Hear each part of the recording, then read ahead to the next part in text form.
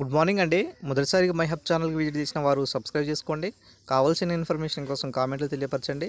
అదేవిధంగా వీడియో నచ్చినట్లయితే లైక్ చేయండి అండ్ షేర్ చేయండి సార్. సో మనకు ఈరోజు వచ్చినటువంటి దిశ తెలంగాణ బ్యూరో వచ్చినటువంటి న్యూస్ కనుక చూసుకున్నట్లయితే సో ఇక్కడ చూడొచ్చు సార్. వెంటనే తీర్పు ఇవ్వాలనేసి ఒత్తిడి చేయొద్దు, పిటిషనర్ ఆన్సర్ షీట్స్ షీల్డ్ కవర్లో సమర్పించండి అనేసి ఇక్కడ హైకోర్టు చెప్పడం జరిగింది. గ్రూప్ 1పై విచారణ వచ్చే వరకు వచ్చే నెల 11కు వాయిదా వేయడం జరిగింది. సో అప్పటి వరకు నియామకాలు చేపట్టకుండా మధ్యంతర ఉత్తర్వులు కంటిన్యూ అవుతాయనేసి ఇక్కడ తాజాగా చెప్పడం జరిగింది. గతంలో అంటే సో రీసెంట్గా టీజీపీఎస్సీ ఈ యొక్క మధ్యంతర ఉత్తర్వులపైన డివిజనల్ బెంచ్కి అప్పీల్ చేయడం జరిగింది సార్. సో డివిజన్ బెంచ్ దానిని డిస్మిస్ చేయడం జరిగింది ఆ కేసును. సో ఆల్రెడీ మనం చూసినాం. సో ఏదైతే సింగిల్ బెంచ్ ఉన్నటువంటి ఏదైతే తీర్పు ఉన్నదో అది కంటిన్యూలో ఉండనివ్వండి.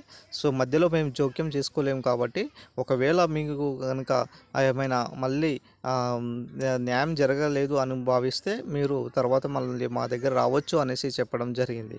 సో ఇక్కడ చూడవచ్చు సార్, గ్రూప్ 1 సంబంధించినటువంటి ఈ యొక్క తీర్పు అనేది ఇవ్వాలనేసి మాకు ఒత్తిడి చేయొద్దు అనేసి, వెంటనే తీర్పు ఇవ్వాలనేసి ఒత్తిడి చేయొద్దు అనేసి ఇక్కడ నామవరపు జస్టిస్ రాజేశ్వరరావు గారు నేతృత్వంలోనే హైకోర్టు ధర్మాసనం పేర్కొంది.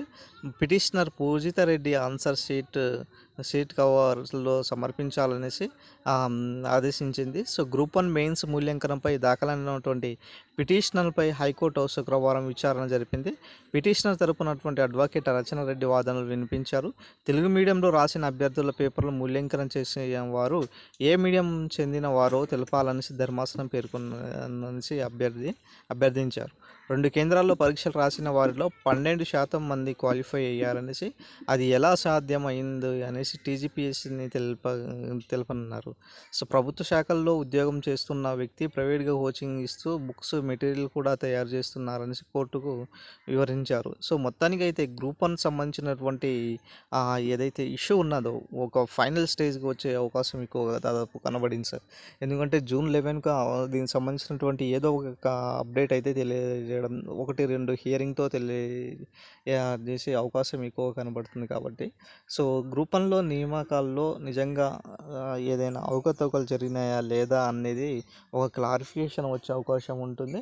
ఈ గ్రూప్ 1 సంబంధించినటువంటి ఏదైతే సర్టిఫికేట్ వెరిఫికేషన్ ప్రక్రియ ఆల్రెడీ కంప్లీట్ అయిందో, నెక్స్ట్ ప్రాసెస్ మాత్రం గ్రూప్ 2 అండ్ గ్రూప్ 3 ప్రాసెస్ యథావిధిగా కంటిన్యూగా జరగడం జరుగుతుంది కాబట్టి, సో ఇప్పుడే టీజీపీఎస్సీ మమ్మల్ని ఒత్తిడి చేయొద్దు, మీరు వెంటనే తీర్పు ఇవ్వాలనేసి మమ్మల్ని చెప్పొద్దు అనేసి చెప్పడం జరిగింది.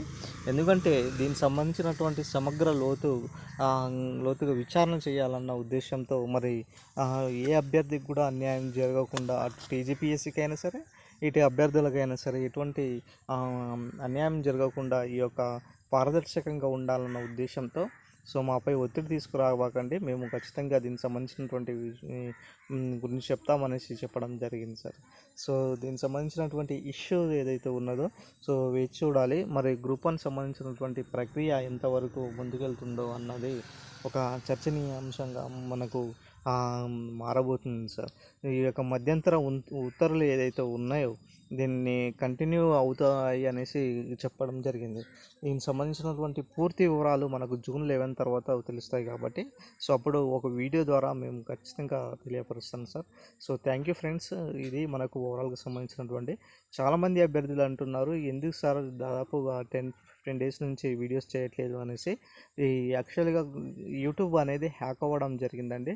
హ్యాక్ అవ్వడం కారణంగా ఈ యొక్క వీడియోస్ అనేది చేయలేదు. సో ఇప్పటి నుంచి యథావిధిగా కంటిన్యూస్గా దీనికి సంబంధించినటువంటి అప్డేట్ ఇస్తూనే ఉంటాను my dear friends. Thank you friends, thank you one and all.